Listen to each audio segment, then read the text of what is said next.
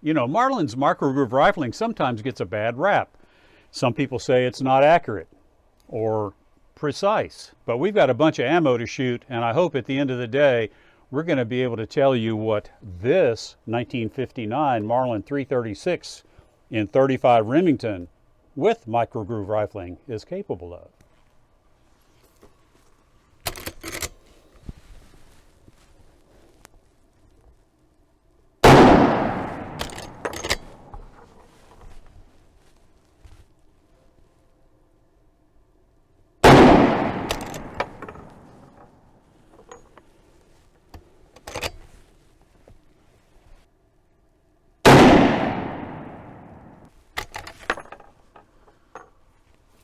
Now, before I do any more shooting, I need to get the target cam set up.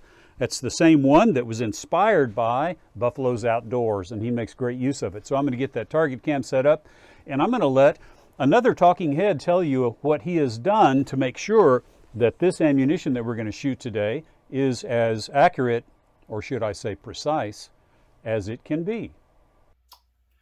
Okay, before we talk about what I'm going to do to make this ammunition as consistent as possible, let's talk about those terms accuracy and precision. And let's talk about precision first. Precision refers to a rifle's ability, a rifle and cartridge combination, their ability to shoot a small group.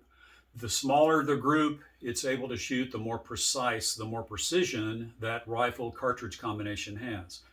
Whereas accuracy refers to the rifle's ability to put those shots, however big that group is, to put that group centered over the target. And so that's the difference between accuracy and precision. So now let's talk about drama in the magazine tube. And if you've got a tubular magazine like on a lever gun, where you put cartridges in here and they stack one on top of each other under spring tension, when you fired that gun, boom, those bullets all lined up in that magazine tube, they whack together. And so for a tubular magazine gun, the cases, the brass cases, have got to be crimped onto that bullet to keep them from being pushed back in under recoil. And in order to get that crimp consistent, the cartridge cases need to all be the same length. It's just the way that the crimping dies work.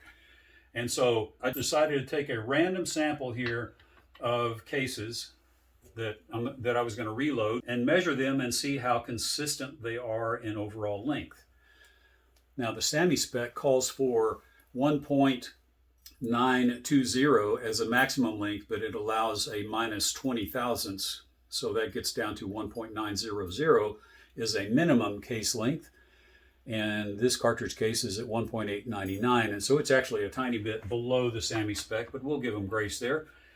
And but then also in this first 5 that I tested, I only measured 5, but in this first 5 that I tested, this one comes out at 1.914. And so this case is 14 thousandths longer than this case. And that means that when I run this finished round up into the crimping die, it's going to crimp really tight. When I run this one up into the crimping die, it's going to crimp really loose, if very much at all.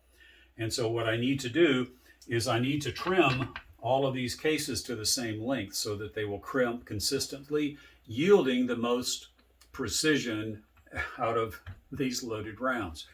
And so to do that, I'm going to take I can't trim that short one because it's too short. Take the long one, I put it in here, and I'll just post some video here. You can see the process of trimming. But anyway, that's what we've done. We've been very careful on our powder charges to make sure that they're very consistent. We've seated all of our primers very carefully to make sure that they're consistently seated. So the only other thing we can do here that makes a much difference is trim the cases to the same overall length. Now, let's go back to that other talking head and see what he's up to.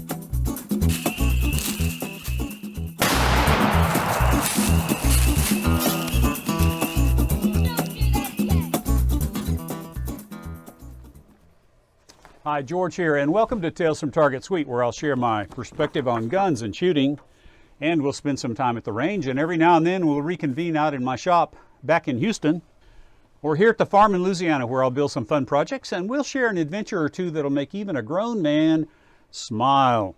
Now, if you want to see the full 1-minute video of that drama in the mag tube, I put a link in the description to an Instagram post that I did, where I kind of covered the whole process that I went through to do that. Using the Lyman 50th anniversary or 50th edition reloading manual, I put together 4 different loads, varying powder charges. And I started with the first charge that I did just a minute ago. The one I shot was the lightest powder charge. And now we're going to shoot increasingly heavier powder charges.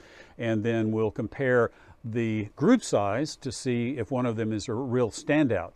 But I can tell you already that first group right there at just over an inch tells me that the microgroove rifling in this guy is really capable. But we're going to see if we can do better or worse as we get increasing levels of powder. So let me get that target cam turned on, and we'll finish shooting the rest of these 3 groups. And for you non-reloaders out there, we do have 2 kinds of factory ammo. We've got some Hornady Lever Revolution that we're going to shoot.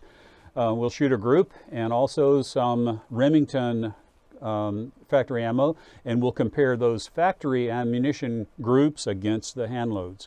And then at the end of the day, we're going to determine yes or no whether the microgroove rifling in this old gun, which is now 40, 60, 62 years old, will determine whether it's worth its salt. So let me get that target cam set up and we'll do some more shooting. You know, if I didn't say it already, we are shooting at 100 yards, and that target is way over there.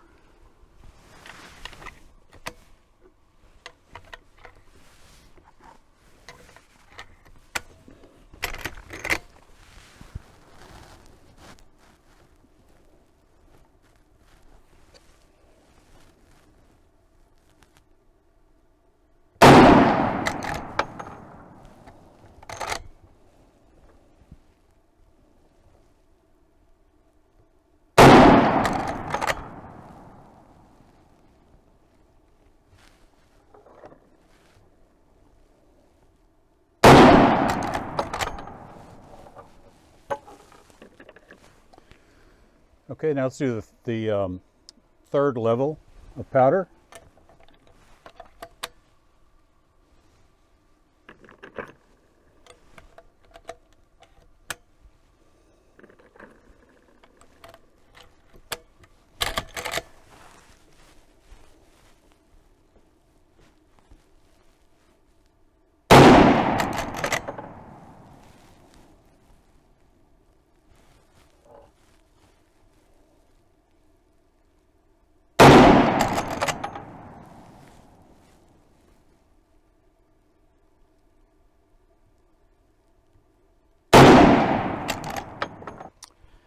So by the way, I did shoot these loads yesterday evening just to make sure that they were safe.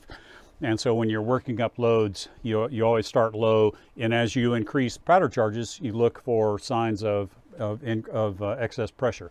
And so I did all that yesterday, and now we're going to shoot the maximum loads, and these are maximum loads as listed in the Hornady 50th edition manual. So let's see how this maximum load works.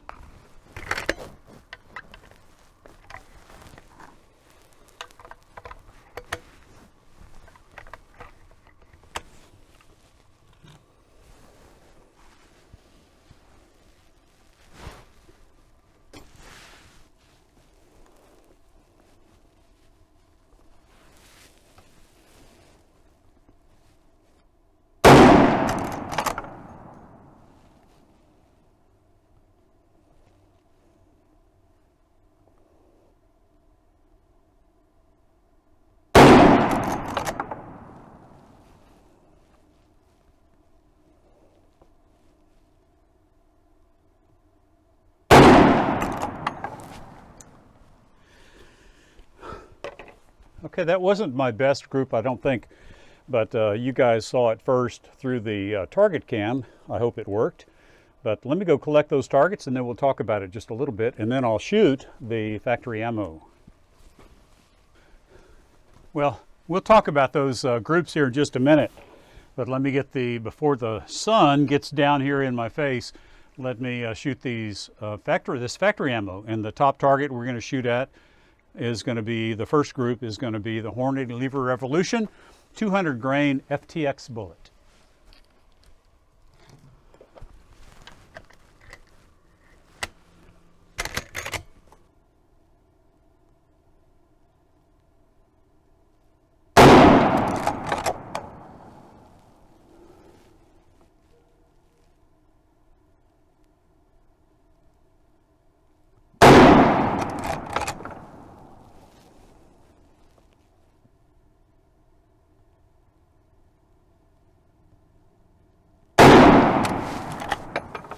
Now let's shoot the Remington core-locked 200 grain round nose.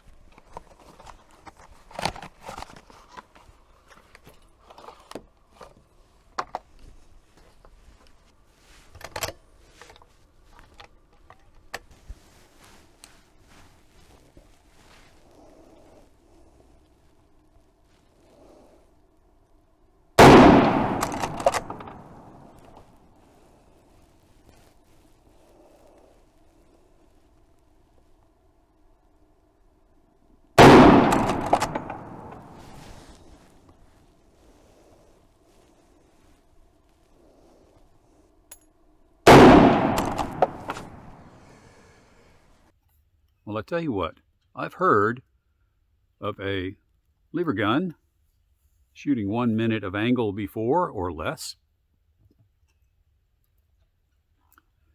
but I've never experienced it myself until today. Now, for you new shooters out there, a minute of angle is the functional equivalent of a group size that, measured center to center, is about 1 inch at 100 yards. And so this girl right here, the Marlin 1959 Marlin Model 336 35 Remington, shot a few groups right at or below 1 inch at 100 yards. And here's our first one. That's the lightest powder charge. And that group measured 1.02 inches. So that's pretty darn impressive. Now the next group up the food chain, that one measured 0.81 inches. Isn't that incredible? 0.81 inch group. It's only a 3-shot group, but still, that's impressive for a lever gun. Then we move further up the power level, and we got a 2-shot group only because one of the shots didn't even get on paper. So I thought, well, let me reshoot that group. So I reshot it, and I got them all on paper, but that's about a 1.2 inch group, so it's getting bigger. And I didn't measure it, but it's about 1.2 inches. I think I said that. So then we get to the maximum charge, and I shot a 3-shot group. I only got 2 shots on paper. So I reshot that group. I only got 1 shot on paper. And so all I can tell you is, from that limited experience, that rifle, that microgroove rifling doesn't like the maximum load. Now, we are talking about jacketed bullets, and so I'm going to talk more about that in just a second. But now here is another surprise.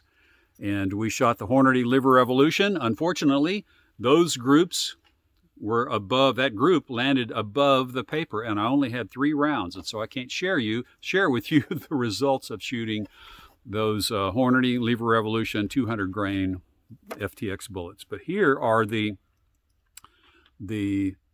Remington green and yellow Remington Express with core-locked bullets. Shot this 0.92 inch group. That's pretty darn impressive for Remington factory ammo. Now, Speaking of jacketed bullets, oh, and by the way, I'm going to post all of the chronograph data at the end of the video for you data junkies that want to see the chronograph data. But speaking of the cast bullets, I am going to do a cast bullet performance in the Microgroove barrel video down the road, but I've got to do a little more homework because that's going to be technically a little more challenging to be fair to the to that Microgroove technology. And so if you haven't already, if you click on subscribe or if you hit subscribe and then click on that little bell, YouTube says you'll get notified when I upload new videos, usually on Tuesday. And then when we do get around to uploading that cast bullet performance in the Microgroove barrel video, you'll be notified.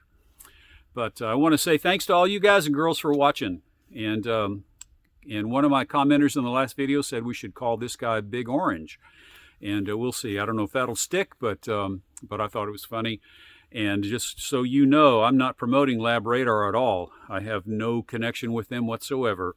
And I paid my hard-earned money for that guy because I thought it was an interesting piece of technology that y'all would be interested at some level with the data. So again, thank you guys and girls for watching, and I'll see you in the next video.